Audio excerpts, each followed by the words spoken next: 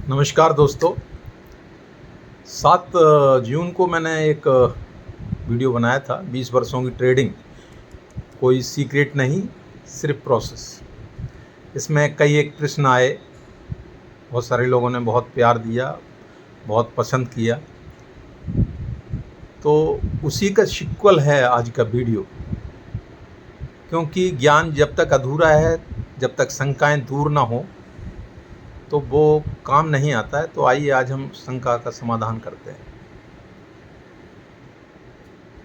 पहला है कि 90% ट्रेडर आखिर हारते क्यों? इसमें बिल्कुल भी अतिशयोक्ति नहीं है। पहले 90 दिन में 90% लोग अपनी 90% कैपिटल बर्बाद कर देते हैं, क्योंकि हमेशा किसी को देख करके कहीं से मोटिवेट होकर के ट्रेडिंग करने के लिए आ जाते हैं और ट्रेडिंग करने लगते हैं। ज़्यादातर लोगों को लगता है कि उन्हें कोई ख़ास इंडिकेटर नहीं मिला, कोई सीक्रेट स्ट्रेटेजी नहीं मिली, इसलिए वे हार गए। लेकिन मेरे 20 वर्षों के अनुभव में समस्या एंट्री नहीं है, समस्या एग्जिट है। आप किसी भी ग्रुप में चले जाइए, सब लोग बताते हैं कहाँ खरीदना है, लेकिन कितने लोग बताते हैं कि कब निकलना है। महाभारत में अभिमन्यु को चक्रव्यूह में घुसना आता था, निकलना नहीं। और यही गलती लाखों ट्रेडर्स रोज़ करते हैं। मार्केट में प्रवेश तो कर लेते हैं, लेकिन बाहर निकलने का रास्ता तय नहीं करते। याद रखिए, एंट्री आपको ट्रेडर बनाती है, लेकिन एग्जिट आपको प्रोफेशनल बनाती है। अब चूंकि मेरे पास लाइव चार्ट नहीं है, मैं मोबाइल से ये बना रहा हूँ वीडियो, तो हमेशा एंट्री हम डिमांड जोन में करते हैं और एग्जिट सप्लाई जोन में करते हैं। ये हमें हमेशा ध्यान रखनी है जब भी हम कोई ट्रेड लेते हैं। दूसरा प्रश्न आता है, क्या हर दिन ट्रेड करना ज़रूरी है? बिल्कुल नहीं। मैं आपसे एक सवाल पूछता हूँ, क्या किसान हर दिन फसल बोता है? नहीं। क्या शिकारी हर झाड़ी पर गोली चलाता है? नहीं। फिर ट्रेडर हर दिन क्यों करे? मार्केट का खुलना अवसर की गारंटी नहीं है। कई बार सबसे अच्छा ट्रेड नो ट्रेड होता है। पैसा केवल ट्रेड करने से नहीं बनता, सही ट्रेड करने से बनता है। धैर्य भी एक पोजीशन है। नंबर जो तीसरा प्रश्न था, चाय बनाने वाली कहानी का असली मतलब क्या है?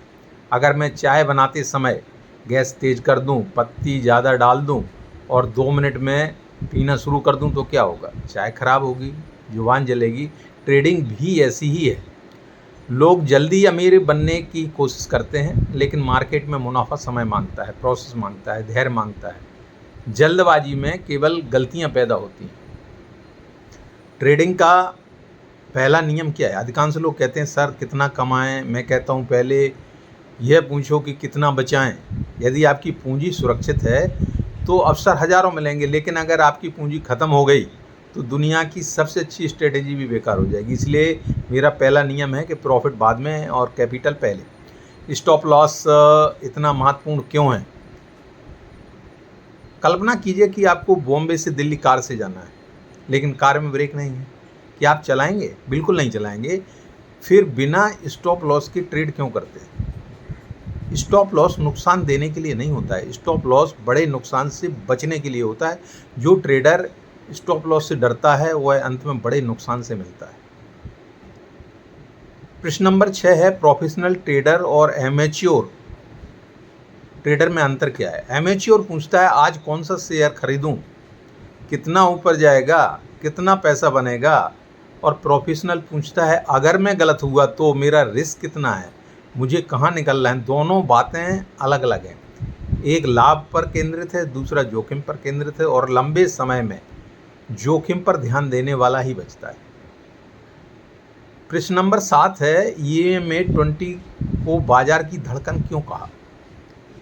जब डॉक्टर नब्ज देखता है तो उसे शरीर की स्थिति समझ में आ जाती है, वैसे ही EMA 20 बाजार की नब्ज है। यदि कीमत लगातार EMA 20 के ऊपर है तो खरीदार मजबूत है।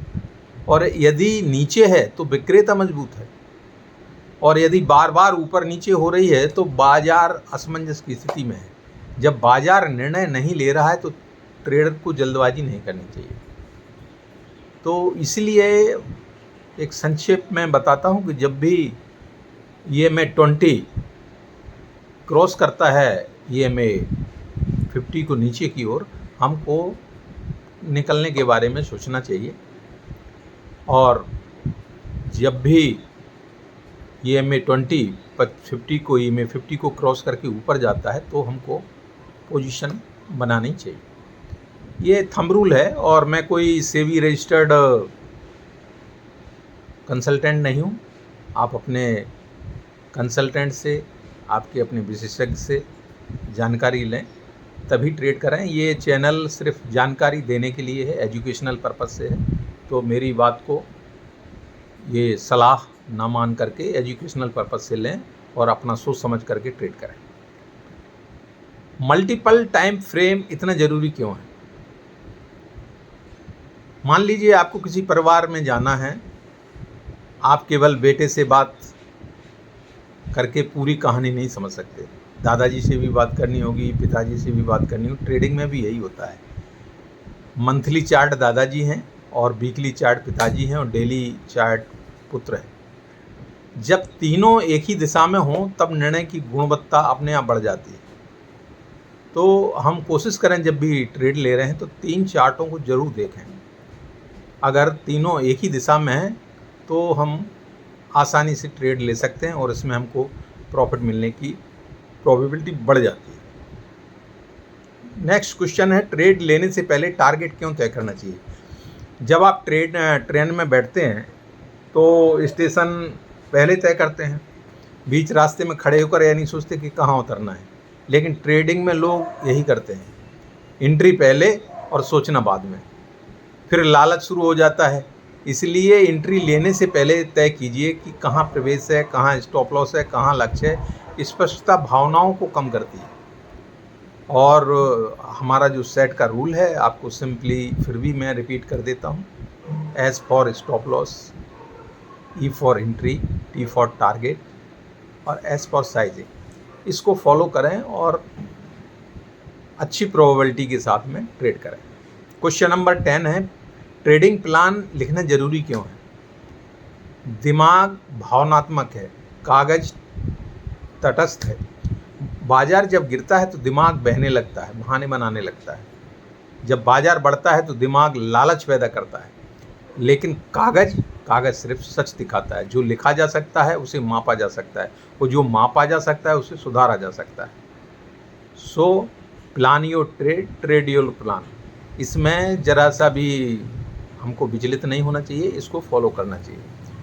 क्वेश्चन नंबर 11 है, ट्रेड लेने से पहले चेकलिस्ट क्या है? मैं हमेशा 4 बातें देखता हूँ। पहली, क्या प्राइस EMA 20 का सम्मान कर रही है? पीछे भी हम बात कर चुके हैं इसके बारे में। दूसरा, क्या वॉल्यूम साथ दे रहा है? तीसरा, क्या मंथली वीकली चार्ट तीनों एक ही दिशा में? चौथी, क्या रिस्क रिवार्ड कम से कम 1:5 है? यानी हम अगर 1 रुपये का नुकसान कर रहे हैं, रिस्क ले रहे हैं, तो 5x हमको फ़ायदा होना चाहिए। इसलिए हमारा आपने माइंड किया होगा कि 0.5% ही हमारा स्टॉप लॉस है। यानी इसको अगर आप 5x करते हैं तो 50 पैसे का 5x करने 2.50, यानी 2.5 रुपये का कम से कम आपको फ़ायदा हो, तभी आपको ट्रेड करने पे विचार करना चाहिए। और अगर उसके नीचे 1:3 आ रहा है, 1:2 आ रहा है, तो आप स्कैल्पिंग है, इंट्राडे है, उसमें आप अपने हिसाब से विचार कर सकते हैं। इसलिए मैंने उस चार्ट की भी, MTF की चर्चा नहीं करी कि आप डेली देखिए, डेली के नीचे 2 आवर्स चार्ट देखिए और 2 आवर्स के पहले 75 मिनट्स या 1 आवर्स देखिए या 15 मिनट्स देखिए। तो कोशिश करें कि हम स्विंग और पोजिशनल ट्रेड करें। नेक्स्ट क्वेश्चन है 12, रोम और हिरोशिमा वाली कहानी क्या सिखाती है? रोम एक दिन में नहीं बनता, लेकिन एक बम कुछ सेकंड में शहर मिटा सकता है। आपका अनुशासन भी ऐसा ही है, सालों लगते हैं इसे बनाने में, लेकिन एक दिन की ओवर ट्रेडिंग, एक दिन का ओवर लिवरेज, एक दिन का बिना स्टॉप लॉस का अहंकार और सब कुछ ख़त्म कर सकता है। इसलिए सफलता बनाने में जितना समय लगता है उसे बचाने में भी उतनी हमें सावधानी बरतनी चाहिए। और मैंने ऑलमोस्ट जो भी क्वेश्चन इसके संभावित थे मैंने कवर कर लिए हैं। इसका आखिरी संदेश है दोस्तों, मार्केट में कोई जादू नहीं है, कोई सीक्रेट नहीं है, कोई शॉर्टकट नहीं है, सिर्फ एक अच्छी प्रक्रिया है। और मैं आपको आज यही बात फिर से याद दिलाना चाहता हूँ, मुनाफा एक घटना है लेकिन प्रक्रिया एक आदत है, और लंबे समय तक आदत हमेशा घटना को हरा देती है। यदि आप प्रोसेस से प्रेम करना सीख गए तो प्रॉफिट को अपने समय पर आपके पास अपने आप ही आ जाएगा। मिलते हैं अगले वीडियो में। Earning with Ram Narayan, learn practice earn. Thank you.